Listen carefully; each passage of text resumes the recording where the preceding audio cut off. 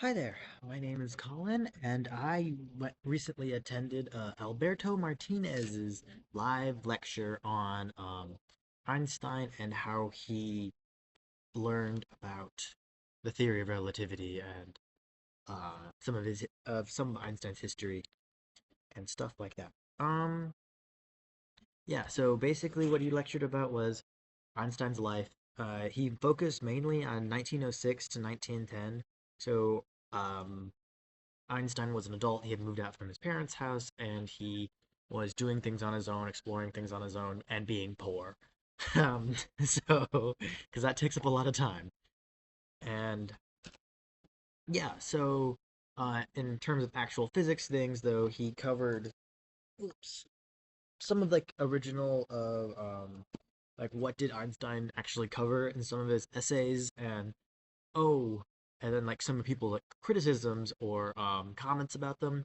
Like basically, there was this other guy. Oh yeah, and a lot of the essay was based on where he got the idea. So Einstein claimed that he got most of his ideas from the philosophy paper by David Hume, the Treatise of Human Nature, and but people weren't convinced by that, and they asked, "Oh, where's yours? Was it inspired by this French guy? I think his name is Bizou, something." And it's basically like water sending light through water and seeing if the aether affects how if it'll drag the speed of light. And then Einstein's like, yeah, I didn't even know that existed, so I thought that was a really interesting part.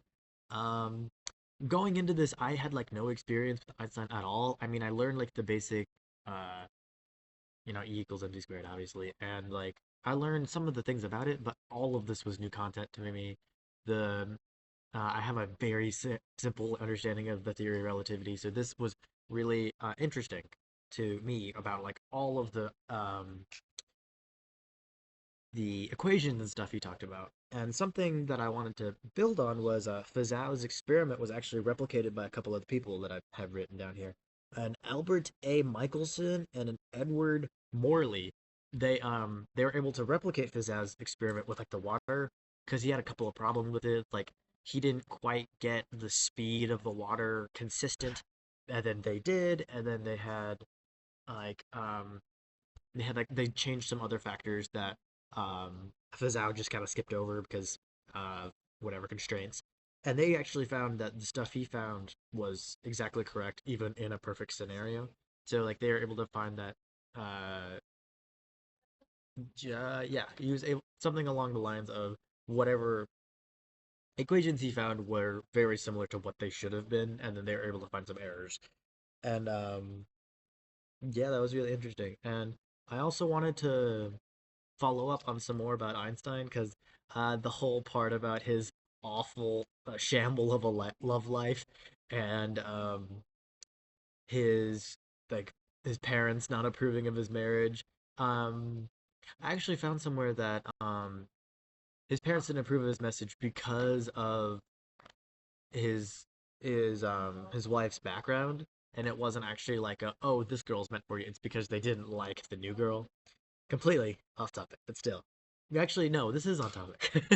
Anyway, I also looked more into what happened to Einstein while he was bouncing around jobs. He got fired trying to be a school tutor, and and I thought that was really funny. Imagine Einstein being your tutor, and then he gets fired because he wasn't doing a very good job. And a lot of his stuff was self-taught. So even when he was going to university, he would skip class, so none of his professors liked him because he understood how it worked, but he was never there. And yeah, this lecture got me really interested about like the actual life of Einstein and how he got to the idea of the theory of relativity, and it was a lot of fun. So thank you.